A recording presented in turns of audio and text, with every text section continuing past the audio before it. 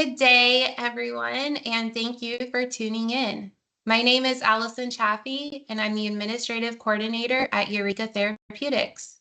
I'm honored to be your host for today's important webinar focused on raising awareness about hepatoblastoma, a rare form of pediatric liver cancer. As many of you may know, hepatoblastoma is a rare type of liver cancer that affects young children where the average age of onset is 3 years old. It originates in liver cells and can spread to other parts of the body if not treated promptly. HB accounts for a small percentage of childhood cancers overall, with approximately 160 children impacted in the US each year, but nonetheless is the most common type of liver cancer in children. The need for awareness around hepatoblastoma is significant due to its rarity, the challenges it presents for diagnosis and treatment. Because it primarily affects young children, including infants, it can be particularly distressing for families. Early detection is crucial for successful treatment outcomes, but the symptoms of hepatoblastoma can be nonspecific and easily mistaken for other common childhood ailments. I would like to introduce our first guest, Julie, a registered nurse, Hepatoblastoma Resource Network volunteer, a parent advocate for her son who was diagnosed and overcame hepatoblastoma via life-saving transplant 7 years ago. Julie, thank you so much for being with us today and for your courage in sharing your story. Can you share your personal journey with us regarding your son's hepatoblastoma diagnosis? Well, good morning to some of us. Good afternoon to some of you as well. I'm in the afternoon. So thank you so much to Allison and Nicole for having me on. So I absolutely can share. I'm a registered nurse by trade, 25 years, and I'm actually a team leader in pediatrics, NICU, labor and delivery. So I am kind of in the healthcare world in the little forms of those little beings. But I was just actually looking at my son. So I have 3 boys. Carter is 21, Brock is 19 now, and Rhett is 16. And Brock is my middle one that had cancer. So I saw him getting into the shower just kind of on a whim. You know, boys at that age, they don't really like to see their parents around them when they're doing things. But I had just happened to see him getting in the shower, and I thought, boy, you look skinny. And looking back, there were signs. He actually in grade 3, grade 4, always had this tummy ache. And we chalked it up to maybe some reflux. They gave him ranitidine, or maybe it was anxiety. I actually took him to a psychologist when this flared up again. It usually happened in the beginning of the school year, and everybody just thought, well, maybe he's not settling into the school year very well. And I took him to a psychologist, and, you know, we kind of graduated from that program. But I noticed that he wasn't eating his lunch as well as he normally would. He would bring some of it home. Dinners weren't really eaten. But when I saw him getting into the shower that day, I knew that there was something going on. So I took him to the family doctor the next day. This was a Sunday night, actually. I've just gotten home from a trip. I wasn't feeling great. I called in to work sick, which I never do, but by the grace of God, I did, because had I not been sick that night, I would have never seen him getting into the shower and thinking something's wrong. So I just thought we'd go to the family doctor thinking, you know, there's protein shakes. We'll look at his nutrition, maybe some blood work. And he said to me, he actually is fine on the growth curve. His height, his weight is normal. But I said, you need to take off his shirt. You need to see him without his shirt on. So we did that. He felt around a little bit. We did some blood work, and I got a call that night that his platelets were in the thousands, and that is really rare. We don't normally see that unless there's something going on. So he scheduled an ultrasound for the following day. So this was a Monday we went to see him. On the Tuesday, we went for an abdominal ultrasound at my local hospital, and I am in Canada, in Ontario. And one of the pediatricians that I actually work with looked at that ultrasound. We went back to the family doctor's office, and we were sent straight to a children's hospital. There was mention of possibly maybe lymphoma, maybe leukemia. There was possible mention of cancer, but I never thought liver cancer. So we ended up going to the children's hospital that Tuesday night. And the head of the emergency department walked in and said, well, you know, he's got cancer, right? And that was my first introduction to Brock's cancer. Wow, Oh my God. that's crazy. I'm so sorry. Yeah. What did your son's treatment journey look like in the road to getting a liver transplant? Right. So from that emergency room visit, we went straight up. We were admitted right away.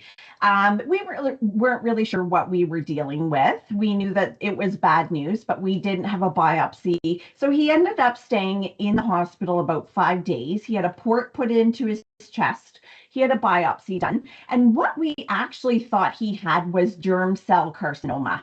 So that actually is kind of like Lance Armstrong's or an embryonic tumor.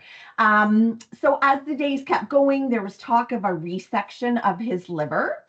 His AFP, his alpha fetoprotein, was in the millions. So it was undetectable. It was so high. So we knew we were dealing with some sort of big cancer. And then when the biopsy came back that it wasn't germ cell, it was actually hepatoblastoma, we got the news that it was inoperable. So that was a kick right into the gut of thinking that if it's inoperable, what are we going to do? So we went home on that Saturday. We were told it was inoperable on the Friday, and we just went home to wait to see what the plan would be.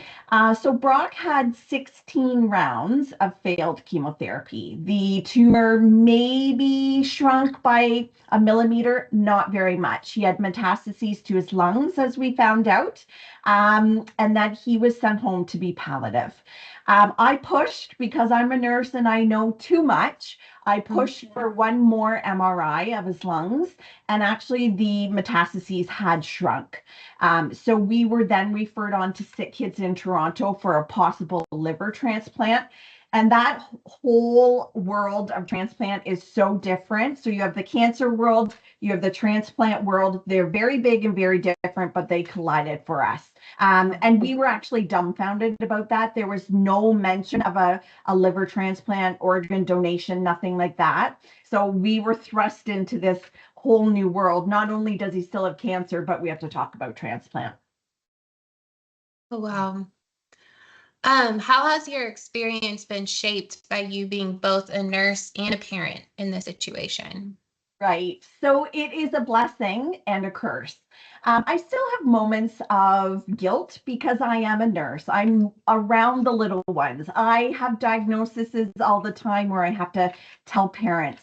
And for me, it was kind of a curse because I should have known. How did I take him to the psychologist? How did I not see that he was skinny? How did I miss this? So lots of guilt. I still have guilt, but a blessing in disguise as well. I knew the questions to ask.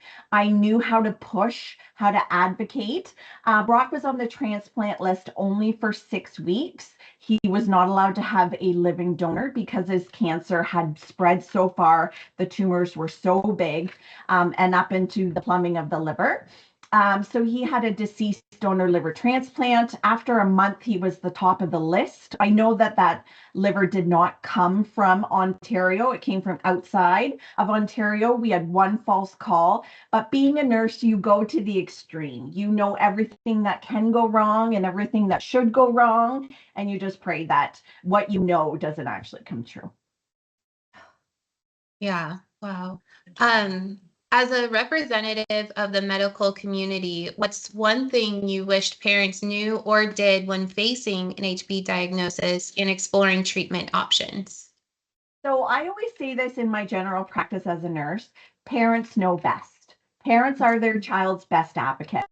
So if I was to meet another family of a hepatoblastoma, Brock was actually diagnosed with half hepatoblastoma and half adult liver cancer, so HCC-NOS, which means we don't really know why he got it. He was diagnosed really late. But what I would say to those parents is push. Push for options. If you're getting a closed door, knock on another one. You know your child best, advocate for them, and just keep going and say, hey, listen, I want you to try and go another route. What can we do? Because parents know what they're talking about, and us as healthcare providers have to listen. And with all of that in your journey, how did you become connected with the Hepatoblastoma Resource Network? So, I'm a parent as well, and I had to put on a different hat, even though I had the healthcare hat on. I did what every parent would likely do. And every person that gets a diagnosis, whether it's cancer, whether it's diabetes, I went to Dr. Google. And Dr. Google is not always the best resource. From the day that I heard cancer in general started, right? You're on the internet, you're looking for options, you're looking for clinical trials, you're looking at what happens when your child is diagnosed. So I actually, in all of my Google searching, came across the Hepatoblastoma Network and connected with the team there. They have amazing resources. They just were a great source of support. Oh, that's great. I'm glad you found them. Can you tell us more about the upcoming 5th International Pediatric Liver Cancer Research Meeting and Patient and Family Advocacy Day? Yeah, so we're super excited. I am part of the team that is actually planning this. So it's the 5th annual conference for providers. The providers have 2.5 days, and then the families, which I'm included with, and have some amazing friends with me there. We're having a family day as well. So what happens is the providers have their sessions, and we're going to have a session as well. We get together, we collaborate, we support each other, we have different speakers coming. It's just a great way to connect and network and support each other. It is in San Francisco. Our date is actually June 25th. The conference itself is June 23rd and 24th. I will be attending the provider portion as well, being in healthcare. I love learning about different things, but if you are a hepatoblastoma parent, we would love for you to join us.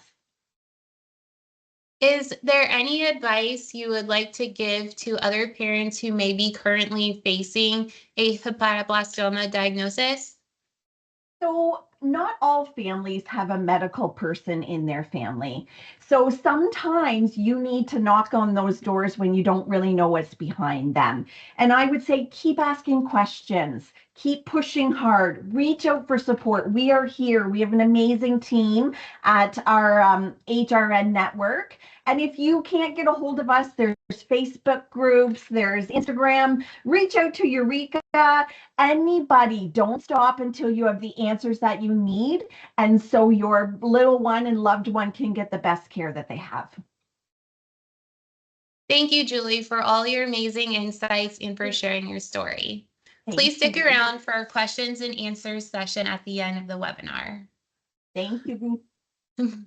Next, I would like to introduce Dr. Nicole Nunez, who serves as the Associate Director of Regulatory Affairs and Patient Engagement at Eureka Therapeutics. Dr. Nunez holds a PhD in bioorganic chemistry with a designated emphasis in biotechnology from UC Davis and an MS in biochemistry from San Francisco State University. She is also a military spouse and a mom to 2 girls ages 3 and 5. Hi, Nicole. For our viewers who aren't familiar, please share with us a little more about Eureka Therapeutics. Well, thank you so much, Allison. Thank you for hosting and for the introduction. And Julie, thank you also for sharing your son's story. I just know that resonated with so many people that are listening in right now. So thank you. To first introduce Eureka Therapeutics, we're a clinical stage biopharmaceutical company located in the Bay Area in California. And we've been around for about 20 years now. And honestly, we're just a group of scientist trailblazers who are trying to tackle big challenges with innovation. And really, our mission is to try to find a cure for difficult to treat cancers and do so by using T-cell therapy. And we believe that T-cell therapy is the best approach to deliver on that promise. This would be a great place to start our scientific discussion. Let's start by asking the obvious question, what is T-cell therapy? Yeah, thank you for that. And we do get that question a lot. I think first I'll start off by describing what T cells are. So as many of you may already know, your T cells are actually your body's natural fighters against all sorts of entities like viruses and bacteria, things that can make you sick. Now, when we're trying to generate T cell therapy, what it's like for the patient is essentially you go through a process called leukapheresis, where you're essentially providing blood. And what we do is we actually take your own T cells out of that blood and we engineer them through a process called genetic engineering to express certain receptors on the outside of the cell that can detect your cancer. The way we're able to do this is we add a little piece of DNA, and that DNA is almost like a code, like you would use, say, in a computer, and it tells that computer to do new things. So in this case, T cell therapy has actually already been shown to be successful in different types of cancers. There's actually a few FDA-approved therapies already available. For example, one of the most famous cases is that of Emily Whitehead, where when she was 6 years old and diagnosed with acute lymphoblastic leukemia, she received T cell therapy, and she's actually going on 12 years cancer-free now, which is just amazing. So you can see that there's a lot of promise when it comes to T cell therapy and tackling cancers, especially what's been demonstrated so far in blood cancer. What is unique about Eureka Therapeutics' approach to the development of T cell therapies? Yes, thank you. That's a great question as well. So as I mentioned, many of the FDA-approved therapies so far are in blood cancer, and that's mainly because solid tumors like hepatoblastoma have added challenges. One of the challenges are targeting. So when it comes to going after blood cancer, those targets, that the markers on the outside of the blood cell that we're trying to go after, they're on the outside. So they're actually really easy to go after. When it comes to solid tumors, a lot of times those targets that are unique to the tumor are on the inside of the cell, which makes it harder to get to. And so you have to come up with creative ways to be able to go after them. Another reason is because of the type of cancer. So take blood cancer, for example. Say if you design a drug that goes after blood cancer, but it also goes after maybe some of your normal blood cells as well. Well, blood is really easy to replace. People can get blood donations all the time, for example. But that's not true, for example, for organs or for anything like for a solid tumor. If you have liver cancer, you want to make sure you're only hitting the liver cancer cells and you're not going to hit normal liver cells. And I'd say the last thing is physicality. So if you think about blood, that's something that's flowing around in your body, and so are the T cells floating in your blood. So it's really easy for the T cell therapy to come into contact with the blood cancer cells and knock them out. But when it comes to solid tumors, it's actually kind of in the name. You can think of it almost like a solid mass where all these cells are clumped together. And on top of it, solid tumors often create these toxic microenvironments that make it really hard for your immune system to do their job. We say that's immunosuppressive. And so what you have to do is you have to be able to design a T cell therapy that can address all of these challenges in solid tumors. And that's essentially what Eureka has done. So we developed our Artemis T cell therapy platform. And this platform allows us to do two things. One, we have the E-alpha piece, which is what allows the T cells to go after specifically only the cancer cells and leave the normal cells alone. In addition, we also have this Artemis piece to it. And that Artemis piece is essentially telling the T cells how they need to go after these solid tumor cells. We need to make sure that they are strong, they can withstand that toxic microenvironment.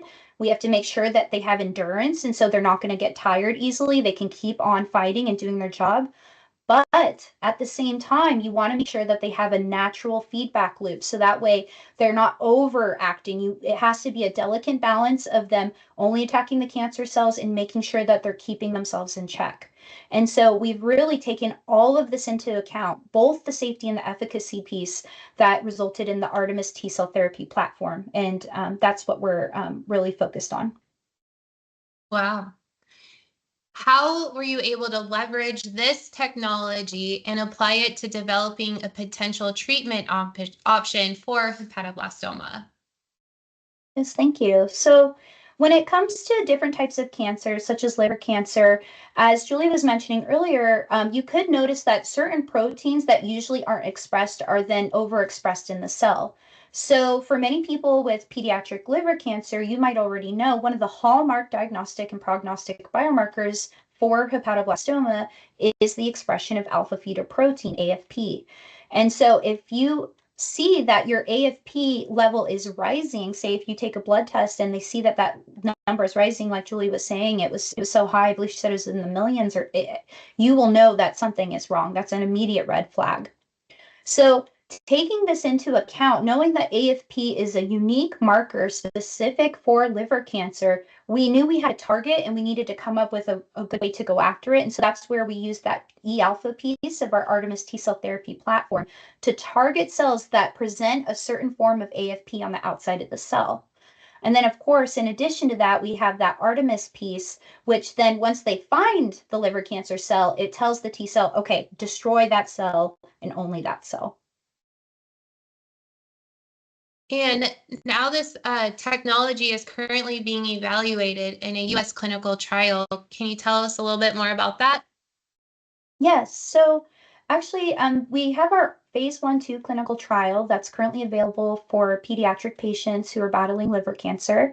This clinical trial is called ARIA-2, and we're evaluating ET140203 T cells, which again are just your T cells with that added cancer-fighting code piece. So we have that, and that's your T cells that are then used to fight that particular type of liver cancer. And so in this case, this trial is currently open to pediatric patients who have relapsed or refractory hepatoblastoma, hepatocellular carcinoma, or hepatocellular neoplasm not otherwise specified. And with this clinical trial, we're hoping to show that T-cell therapy can be successful in solid tumors. And we want to show that children who have late-stage liver cancer have another option besides chemotherapy. And honestly, we hope that this would just provide hope to the solid tumor community as a whole. Can you tell us what is new with the ARIA-2 clinical trial? Oh, yes. So as many of you already know, our ARIA-2 clinical trial, we've been working closely with Dr. Allison O'Neill at the Dana-Farber Cancer Institute in Boston. And we also opened our second site last year at UCSF Benioff Children's Hospitals in San Francisco under Dr. Arun Rangaswamy. And we are very happy to announce that just this year we launched our third site at Children's Hospital Los Angeles under Dr. Rashana Shah. And we're so blessed to work with these amazing hospitals and PIs to offer our ET140203 T-cell therapy to pediatric patients who are battling liver cancer in the US. Thank you for sharing that. What are some of the unique challenges in patient engagement when it comes to HB, and how does Eureka Therapeutics address them? Yes, thank you. So this is kind of a unique aspect of my job. I do both regulatory affairs and patient engagement. And I can say when it comes to pediatric liver cancer, we're talking about an ultra rare disease. And so what keeps me up at night is thinking about how do we let that one parent who lives in rural America know, or in a rural area in the world know, that there's a potential treatment option for their child with late stage hepatoblastoma. And so we actually work really closely with groups like the Hepatoblastoma Resource Network to advocate for these patients and connect them with potential treatment options. We also present all of our data at scientific conferences. We publish in top-tiered scientific journals, share our clinical information with experts in the medical field. Really, whatever it takes to get the word out, that's what we try to do, because when it comes to ultra rare diseases, I think it is a two-pronged problem. One is having treatments, but then also access to those treatments. Absolutely. Looking ahead, what are your hopes for the future of hepatoblastoma treatment, and what role do you envision Eureka Therapeutics playing in that future? So, I think that definitely Julie could probably speak more to this as well. But one of the biggest thing is I want to just see safer treatments with less side effects. I feel like far too often, again, depending where you're located and what hospital you have access to, you might just get what they would say like this is the standard protocol or the standard chemotherapy protocol, and you might not know about what other options are out there. And so I hope that more companies will take that safety piece into consideration. I feel like Eureka Therapeutics, we really wanted to put that, like that is a huge focus for us in addition to efficacy. And so I hope to see more companies really thinking about that as well, and really factoring in the quality of life of their patients, their potential patients.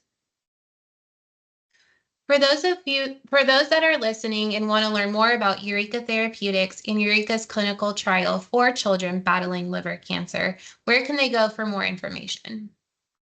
Yes, so we actually have a patient-friendly website called www.eurekaconnectme.com. And there you can find resources on liver cancer, what T-cell therapy is, information on our clinical trials for pediatric and adult liver cancer, as well as contact information. Of course, if you have any questions on the clinical trial, we're happy to answer those at any time. Thank you so much, Dr. Nunez, for sharing your insights and breaking down such a complex topic in a way that's accessible and inspiring. We truly appreciate the time you've taken to walk us through the science. At this time, we'd like to open the floor to our audience. If you have any questions, whether it's about T-cell therapy, the clinical trial, or anything we've discussed today, please feel free to drop them in the Q&A box. We'll do our best to get through as many as we can.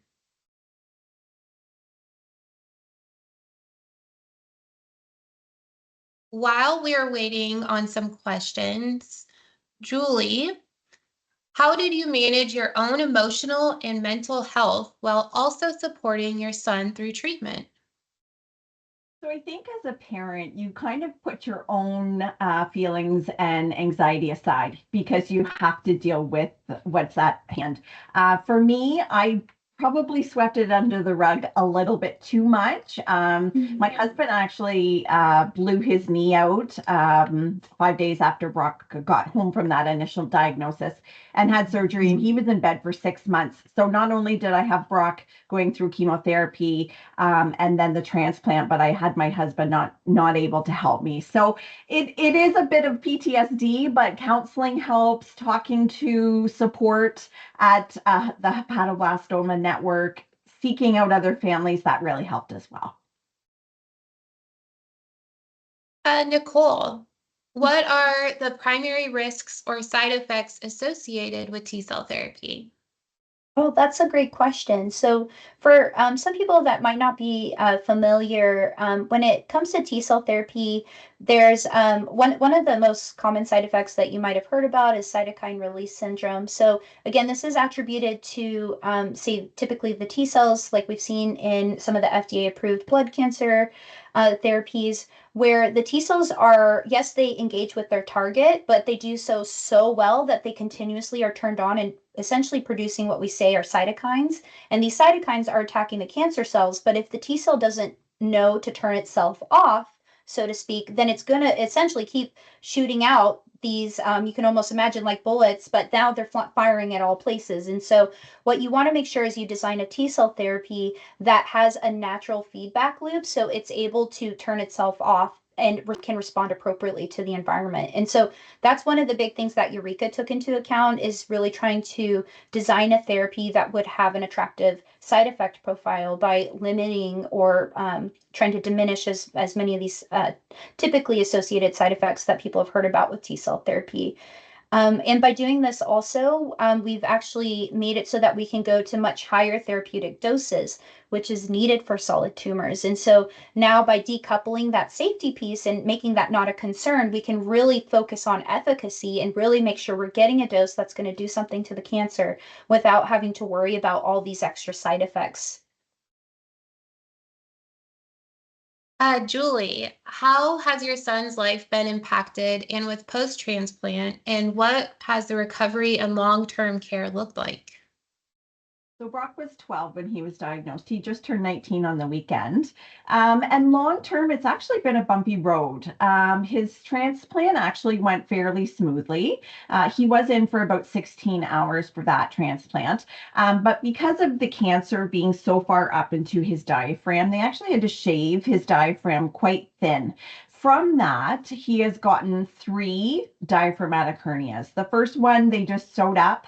The second one they put mesh in, and the third one they sewed up again. And he actually just came to me about a month ago and said, Mom, I think it's back. So that will be the 4th surgery just for a diaphragmatic hernia. And if you don't know what that is, that means that there's a hole in the diaphragm, the muscle that is holding all of our organs and all of our abdominal contents in, right under our ribs. So when Brock gets a hole, it means that his bowel and whatever else is coming out of that muscle. So that's dangerous for him.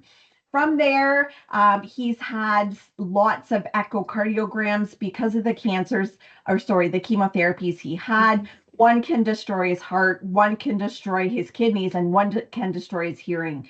So he's continually monitored for relapse. He's also continually monitored for heart issues, hearing issues, and kidney issues. And now we're journeying on the kidney issue piece. We've now had to see a nephrologist. So he is a active sporty. He plays high-level sports.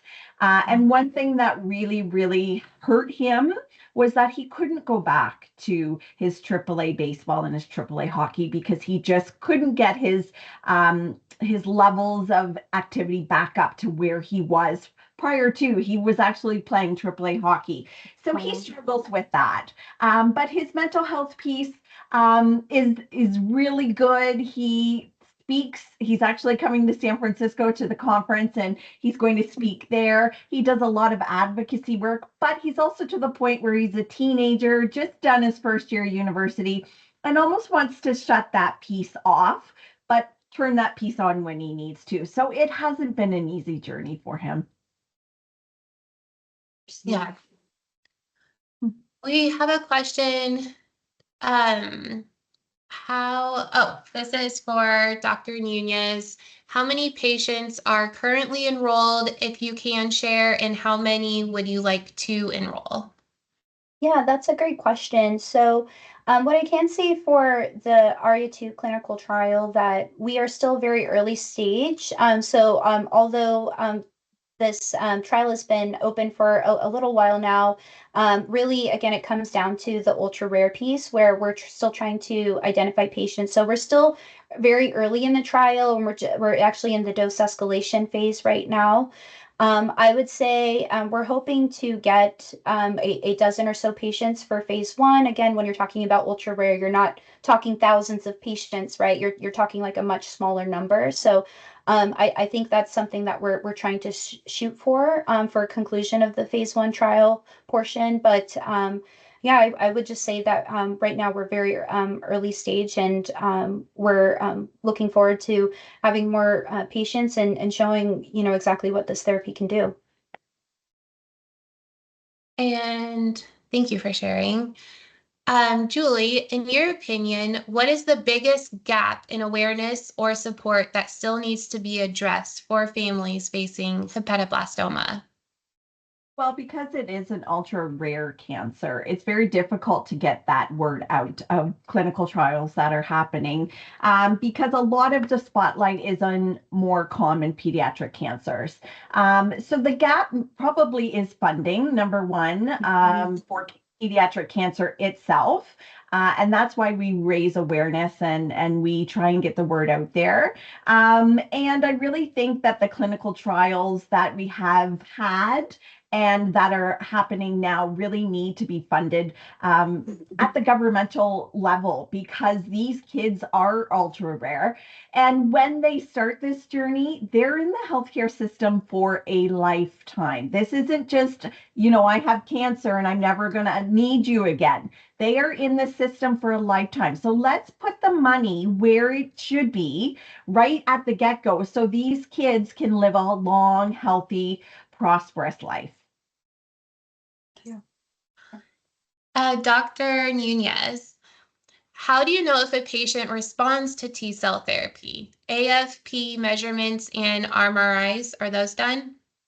Yeah, thank you. That's a great question. So there's actually multiple ways that we look at this. So yes, definitely we are monitoring things, looking at like when we are looking at the blood and looking at different expression markers, we definitely want to see that AFP trend going down. That's a great indication. We also want to do some type of imaging that can show us that different tumors are shrinking throughout the body. That's a great way to look. Although this isn't something that's required for the pediatric trial, say, for example, in adults, another method is doing biopsies where you can look and you want to essentially take a piece out of the liver and you want to look and see that there are no liver cancer cells there and there's just healthy liver cells. So really your doctor is looking at it from like multiple angles to get like the full picture of what's happening and to show that you're responding to the T-cell therapy. I would like to thank our special guests, Nurse Julie and Dr. Nicole Nunez. as well as thank everyone again for participating in today's webinar.